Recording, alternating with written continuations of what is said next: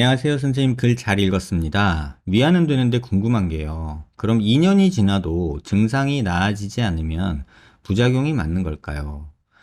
증상이 서서히 조금이라도 괜찮아지고 있는 게 아니라 전혀 달라진 거 없이 처음부터 지금까지 불편함이 똑같은데 이러다 하루아침에 괜찮아질 거라고 보긴 어려울 것 같거든요.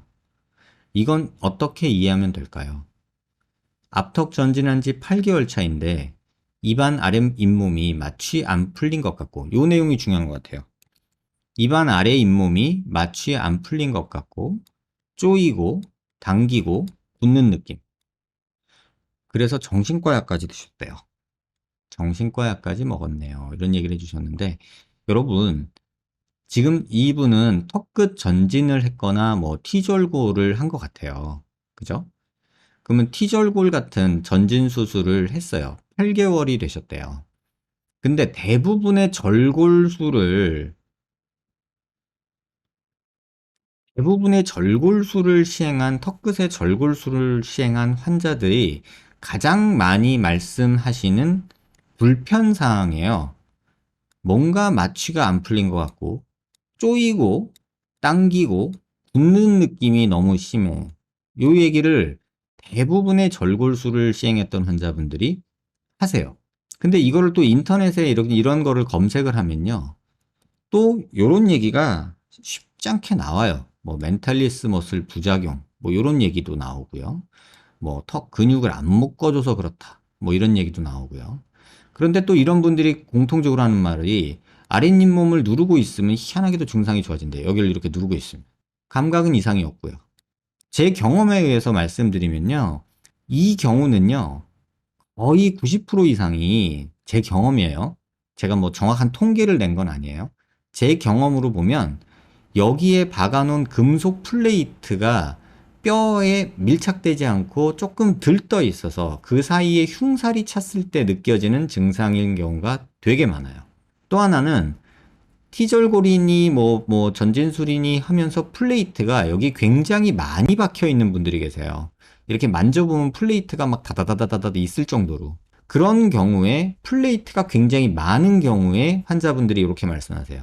그래서 조금 희한하게도 저는 환자분이 이렇게 오시면 뼈만 다 붙었으면 플레이트 제거해 보세요 라고 말씀을 드려요. 절대적으로 이걸 빼면 좋아진다라고 말씀은 못 드리지만, 제가 빼보니까 많은 분들이 빼고 나서 굉장히 좋아하시고 편해지셨다고 말씀하세요. 이렇게 말을 하거든요. 근데 대부분이 실제로 제거하고 나서, 플레이트나 와이어나 이런 것들 금속 성분들 제거하고 나서 되게 편해하세요.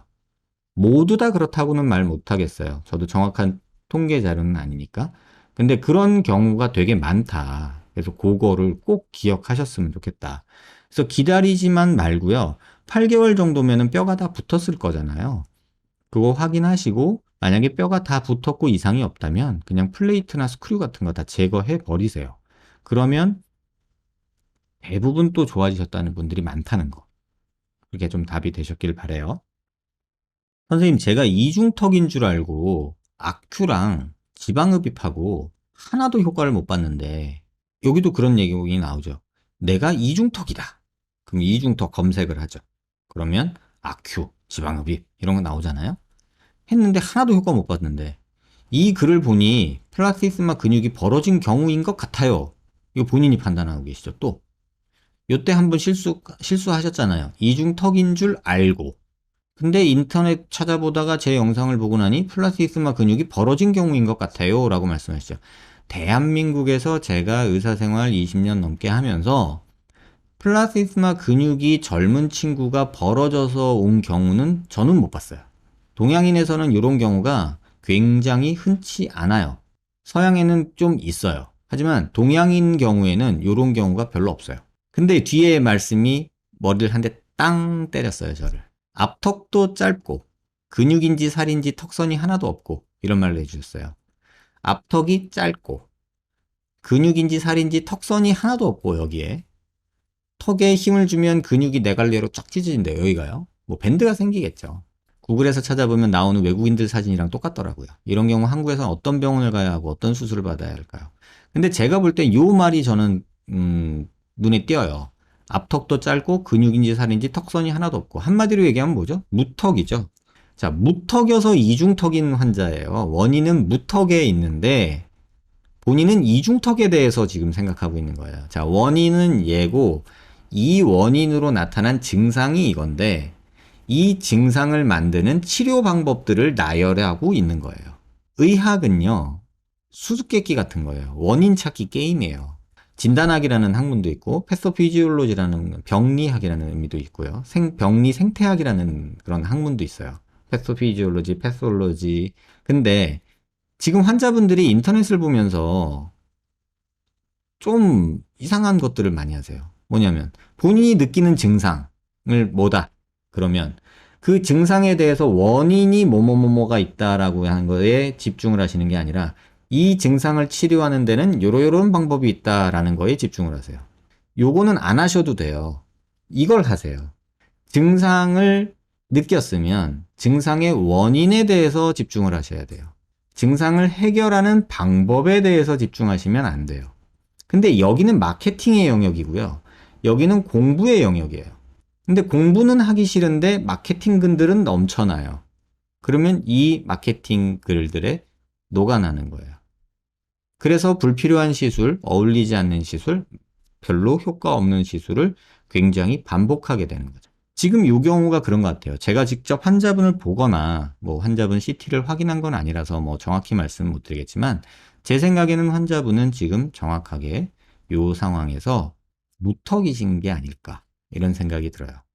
일단 엑스레이 찍어서 CT 찍고 해서 내가 무턱인지 아닌지, 내 이중턱의 원인은 뭔지, 또 턱끝과 이 설골 간의 거리가 짧진 않은지, 뭐 이런 것들에 대해서 객관적으로 한번 진단을 받아보시는 게 좋지. 뭐 이렇게 하니까 저렇게 되니까 난 이게 확실해라고 본인이 진단해서 뭐 이런 거 줄이는 수술을 하지 마세요. 뭐 이런 걸로 또 광고하는 병원이 있단 말이에요, 지금. 근데 거기 갔다 오신 분들이 또 그런 얘기들을 하시는 걸 보면 증상이 있으면 원인에 대해서 고민을 안 하고 증상이 있으면 치료 방법이 나열된 그런 마케팅 글들에 우리는 더 눈이 갈까라는 생각이 들더라고요. 근데 저도 그래요. 제가 전문하는 분야가 아니면 저도 그래요. 그냥 인간이 그런 것 같아요. 뭔가를 하려면 공부를 해야 되는데 그래야 판단을 할 수 있는데 그게 귀찮고 아 뭐 굳이 이거 하겠다고 그것까지 해야 돼라는 생각이 들어서 그냥 이런 쪽에 있는 뭐 해결 사항들을 보면은 그러면 이게 될 것 같은데 이게 많이들 괜찮대 그러면 그냥 이거 선택하게 되고 저도 그렇게 되는 경향이 있거든요. 근데 여러분들 몸에다 하는 거잖아요. 그러니까 조금 신중하셨으면 좋겠다는 게 제 생각이고, 한번 수술이라는 걸 하면 되돌리기는 굉장히 어려우니까 좀 신중하시길 바라는 마음에서 좀 더 잔소리를 좀 한 거예요. 네, 참고하시길 바라고요. 문득 궁금한 건데 두개골을 줄여서 머리 자체의 길이나 너비를 줄이는 수술은 뇌와 신경의 위험성 때문에 100년이 지나도 나오기 어려울까요? 라고 질문 주셨는데 정확히는 몰라도 50년 전부터 이런 수술이 있었습니다. 선천성 기형 때문에 뭐 두개골 조기 유합증 이런 것들이 있어요. 그래서 그런 것들이 있어서 뭐 그런 부분들 때문에 이런 수술이 개발이 된 게 50여 년 전부터 있었어요.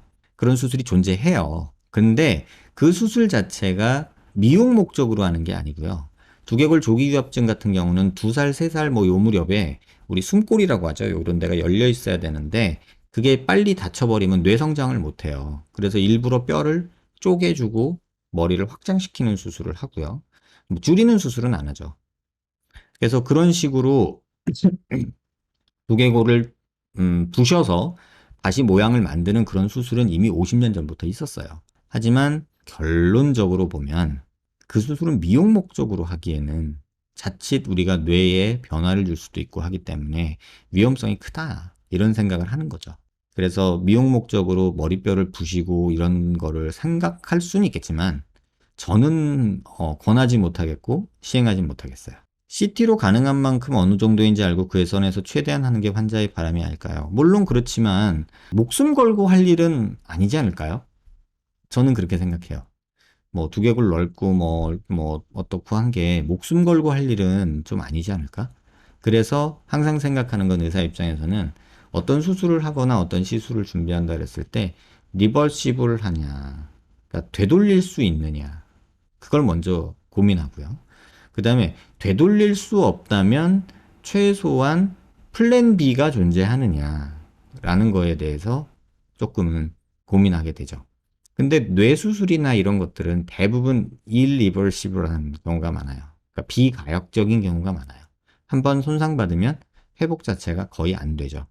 그래서 그런 부분들 때문에 저희가 미용 목적으로 두개골을 부셔서 모양을 만드는 그런 수술은 시행하지 않고 있는 거라고 보시면 될 것 같아요.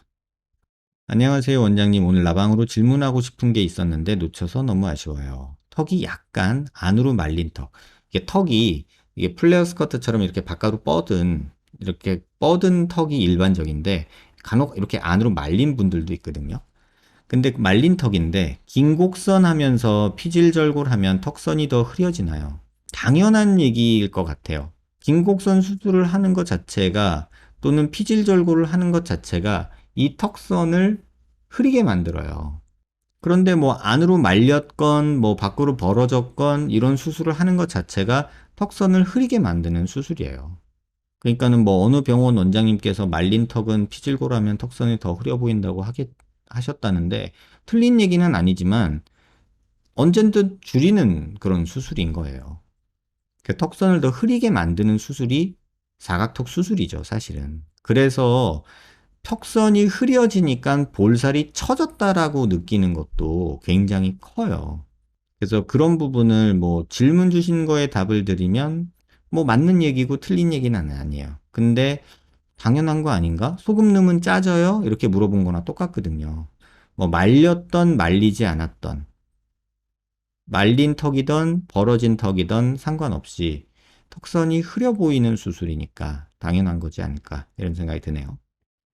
원장님 답변 감사합니다. 레이저로 지지는 수술도 했는데 이거 비갑게 얘기해요.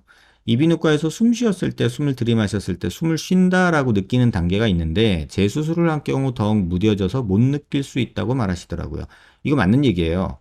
실제로 우리가 숨이 잘 쉬어진다, 답답하다 느끼는 거는요. 실제 공기가 통과하는 양하고 상관없이 주관적으로 느끼는 경우가 되게 많아요. 그러니까 그 에어플로메트리라고 그래가지고요. 코에다가 기계를 대고서 숨을 쉬면요.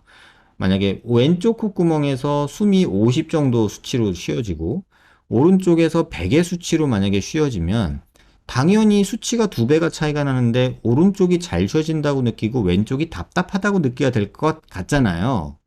근데 현실에서는 반대로 왼쪽이 잘 쉬어지고 오른쪽이 막힌다라고 말씀하시는 분들도 있어요.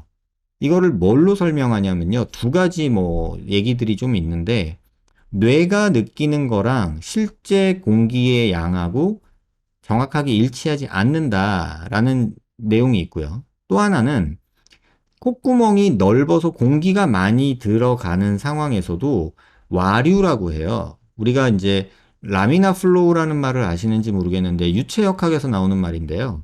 유체가 이렇게 천천히 이렇게 뿅 가는 가운데가 제일 빠르고 끝에가 좀 늦은 그러니까 쉽게 말하면 잔잔한 호수물 같은 그런 거를 말해요. 가 쪽에는 그 유속이 느리고 가운데 쪽에 유속이 빠르잖아요. 그래서 포물선 모양으로 이렇게 유속이 쫙 흘러가는 거를 라미나 플로우라고 저희가 얘기를 하거든요. 그래서 그런 라미나 플로우로 숨길이 들어갔을 때는 그 중간에 걸리는 느낌이 없어서 편안하게 쉬어진다고 느끼게 되는 거예요. 근데 지나가는 공기양은 많은데 계속 이렇게 뭐랄까 가위가 많은데 유속은 되게 빠르고 물도 되게 빨리 지나가는데 돌 같은 게 있어가지고 막 와류가 생기는 데 있죠. 그걸 터뷸런스라고 하잖아요. 그런 터뷸런스가 있는 곳에서는 실제로 공기양은 많이 지나가지만 내가 느끼기에는 답답함이 느껴질 수 있다는 얘기예요. 이렇게 설명하는 경우가 있어요. 그래서 그 내용을 가지고 조금 얘기를 해보면 저희가 이제 합의각계 수술이라는 걸 해요. 터비넥톰이라고 부르는데 이 터비넥톰이라고 불리는 수술이 이 합의각계가 비대해져 있는 경우 코로 가는 이 숨길 뭐 인피리얼 미아투스라고 얘기하고 뭐 미들 여기는 수피리어 이렇게 표현해요. 공기가 지나가는 구멍이에요. 길. 지금 여기서 보면 주로 숨길은 일로 흘러가고요. 그 다음에 요 길로 조금 가고요. 여기로 아주 조금 가거든요. 그러니까 요런 비갑계라고 하는 녀석이 있는 거는 공기 흐름을 라미나 플로우로 만드는 유속을 일정하게 해주기 위한 기관이에요. 그게 첫 번째고 또 하나는 저기서 뭐 에어 필터링을 하고, 예를 들면 먼지나 어떤 뭐 이런 균들을 점막이 흡착을 하는 필터 기능이 있고요. 또 하나는 가습 기능. 그래서 코 안으로 숨이 들어갔을 때 그 공기가 습기가 조금 생겨서 우리가 폐로 들어갔을 때 뭐 이렇게 건조해지지 않게 하는 그런 기능이 있는 게 저 비갑계, 터비네이트라는 애들의 기능이거든요. 근데 그게 너무 발달을 하면 이렇게 숨길이 좁아져 버리잖아요. 그래서 이 하비갑계를 이렇게 잘라내는 터비넥토미라는 걸 해요. 그래서 터비넥토미를 하면 이렇게 숨길이 넓어지죠. 이렇게. 그러니까 여기가 없어진 거예요. 쉽게 말하면. 그래서 구멍이 뻥 뚫리죠. 그러면 이론적으로는 숨길이 넓어졌으니까 숨이 잘 쉬어져야 될 것 같은데, 아까 말씀드렸던 이 비갑계의 역할 중에 어, 이 라미나 플로우를 만드는 그 역할이 있는데, 이게 없어지면서 오히려 여기서 공기의 흐름이 와류가 생기는 경우가 있어요. 이 터뷸런스가. 그러면 이런 것들이 막 생겨버리면 오히려 공기는 많이 빨리 들어가는 듯 느껴지지만 실제로 내가 느끼는 거는 막 여기서 숨이 걸리는 느낌이 드는 거죠. 그래서 답답하다고 느끼는 경우도 있어요. 이게 참 어려워요. 그래서 너무 숨이 막히고 너무 답답하고 뭐 이런 상황이면은 이런 터비넥톰이라는 걸 하고요. 또는 간단하게 이 점막이 되게 많이 부은 거라서 여기다가 고주파나 무슨 RF, 그러니까 전기로 여기를 지져버리는 거예요. 태워요. 바늘 같은 걸 넣어서 그 점막 안에를 태워요. 그러면 이 점막이 쪼그라들거든요. 그러면 이 점막이 이런 식으로 쪼그라들어요. 그러면 그만큼 여기 공간이 넓어지죠. 숨길이. 그래서 그런 식으로 수술하는 경우도 있어요. 그래서 질문 주신 내용을 보면 레이저로 지지는 수술을 했다. 그게 저 점막을 태우는 수술을 한 거고요. 이비인후과에서 그랬는데 아직 답답하다. 그러면 이제 비갑계 수술을 해서 공간을 넓히는 방법밖에 없는 건가요? 라고 해주셨는데, 물론 이 방법밖에 없어요. 근데 이 방법을 한다고 해도 이렇게 넓어졌다 해도 본인이 느끼기에 숨 쉬는 게 편해질지에 대해서는 물음표가 있다. 그걸 기억하시면 돼요. 그리고 레이저 치료도 보통 한 번 하는 경우가 있고 두 번, 세 번, 막 네 번 반복하시는 분들도 있어요. 그래서 나중에 점막이 이렇게 쪼그라들게 만드는 그런 수술도 있거든요. 그래서 그런 레이저 치료도 뭐 한 번에 끝내는 경우가 아니라 몇 번 하는 경우도 있다는 거 이해하시면 좋을 것 같아요. 일반인이 만들어낸 괴담 중에 하나예요. 제가 볼 때는. 그래서 요런 말 하신 분은 좀 잡아가야 돼요. 예를 들면 이런 거죠. 공항 검색대에서 삐소리 난다. 이 얘기 만들어낸 사람. 그 다음에 뭐 갈비탕에 갈비뼈에 있는 뭐 어쩌고 이거 저도 본 것 같아요. 몇 번 또 예전에 누가 물어보셔서. 요 얘기 만들어내신 분도 제가 볼 땐 잡아가야 돼요. 왜냐면 괴담 수준이거든요. 이 얘기를 조금 드려보면 갈비탕에 붙어 있는 요 살 같은 거려서 이 골막을 떼내면 이 골막이 뼈에 붙지 않아서 안 붙고 달랑달랑 거리는 거랑 똑같다 이렇게 말씀을 하시는데, 이거는 최소한 이렇게 말하는 걸 보면 이 사람이 의사는 아니구나라는 생각이 들어요. 왜? 얼굴 뼈를 수술하면서 골막을 열어본 사람이면 이런 얘기 못 해요. 이건 갈비뼈만 먹어본 거죠. 그냥 골막이라니까 갈비뼈가 떠올랐던 거고, 얼굴뼈에 있는 그 골막은요, 제가 몇 번 누차례 말씀드렸지만, 그 짜장면 싸는 랩 정도 되는 두께의 아주 얇은 막이에요. 그래서 아주 얇은 막이기 때문에 그 막이 우리가 여기 갈비뼈에, 소에 붙어 있는 갈비뼈에 붙어 있는 것처럼 얘는 인대라고 표현을 해요. 리가멘트, 텐던 이런 애들이요. 그래서 뼈에 단단하게 붙어 있어서 근육이 관절을 움직이게 만드는 약간 이런 식의 역할을 하는 애들이 저런 리가멘트류들이에요. 뼈를 근육이 잡고 당기는 이런 류의 리가멘트들이에요. 저건 정확히 말하면 골막은 아니에요. 근데 우리 안면골에서는 거의 대부분이 그냥 싸고 있는, 뼈를 싸고 있는 얇은 막이 경우가 대부분이고, 그 다음에 우리가 페이셜 리가멘트라고 하는 안면 유지 인대라고 하는 그 몇몇 부위에서만 갈비뼈랑은 비교도 안 되는 아주 조금 덴스한, 조금 이렇게 단단히 붙어 있는 그런 부분들이 조금씩 있는 거예요. 그래서 이런 얘기를 갖고 설명을 하면 중국 가면 미세먼지 때문에 폐암 걸린다. 뭐 이런 얘기나 똑같아요. 몽고에 살면 황사먼지 때문에 폐암 걸린다. 이렇게 얘기하는 거랑 똑같아요. 가능성이 전혀 없는 얘기는 아니지만 현실에서는 틀린 그런 얘기들을 어줍지 않은 이론과 포장으로 만들어낸 괴담이에요. 그래서 이런 얘기 너무 휘둘리지 않으셨으면 좋겠다. 이런 생각이 들고요. 선생님 안녕하세요. 만약 피부 한 부분에 지속적으로 상처가 나서 흉터가 되거나 색소 침착 등 염증 변형이 오면 주변 피부에도 그 염증들이 영향을 주면서 번져나갈 수 있나요? 요런 얘기 할 수 있죠. 근데 이제 이걸 PIH라고 그래요. 포스트 인플라메이토리 하이퍼 피그멘테이션. 그러니까 색소 침착되는 경우. 근데 염증이 번져나가는 게 아니라 염증이 원인이 있기 때문에 피부에 표현된다라고 보는 게 맞아요. 이게 염증이라는 단어를 여러분이 조금 이해를 하셔야 되는 게 뭐냐면 염증은 한국말로 염증은요. 영어로 두 단어로 분류가 돼요. 인플라메이션이라는 게 있고요. 또 하나는 인펙션이라는 게 있어요. 근데 정확히 말하면 인펙션은 감염이에요. 한국말로는. 근데 인펙션은 균이 들어간 거고요. 인플라메이션은 염증 반응이에요. 근데 염증 반응은 몸에서 내 몸을 항상성을 유지하기 위한 정상적인 방어 기제예요. 그래서 염증 반응이 우리 상처 치료가 되는 다친 곳을 낫게 만드는 반응이기도 해요. 근데 염증 그러면 여러분들이 일반인들이 또 간혹은 의사 선생님들도 헷갈리는 게 균이 들어가서 골맞다라는 걸 염증이라고 생각하시더라고요. 예를 들면 여드름이 났다 그러면 선생님 저 볼에 여드름 나서 골맞어요 라고 표현하는 게 아니라 얼굴에 염증 났어요 라고 표현을 하잖아요. 이건 조금 다른 얘기거든요. 근데 염증을 감염하고 인펙션하고 혼돈하는 거예요. 염증은 내 몸 안에 있는 면역세포가 인플라메이토리 셀들이 활성화되는 걸 염증이라고 그래요. 이거는 외부에서 뭐가 들어와서도 그렇고 또는 내 몸이 나를 지키기 위한 정상적인 반응이에요. 근데 인펙션은 뭐냐면 균이 들어와서 균이 증식을 하는 걸 인펙션이라고 그래요. 한국말로 감염이요. 그러니까 지금 이거는 색소 침착 등의 뭐 이런 거 외부 자극이 계속돼서 인플라메이션이 지속적으로 일어난다면 색소 침착 등의 변형이 계속 올 수 있겠죠. 근데 외부 자극이 사라지면 인플라메이션은 줄어든단 말이에요. 그러면 색소 침착도 줄어들겠죠. 그래서 피부 한 부분에 염증이 심하면 주변 피부들도 노화가 된다. 그게 아니라 그 부위에 연접한 부위에는 뭐 색소 침착이나 어떤 노화나 피부 변형이나 있을 수 있겠죠. 하지만 그게 막 번져간다라는 말은 벌써 감염이랑 또 헷갈리고 계신 거예요.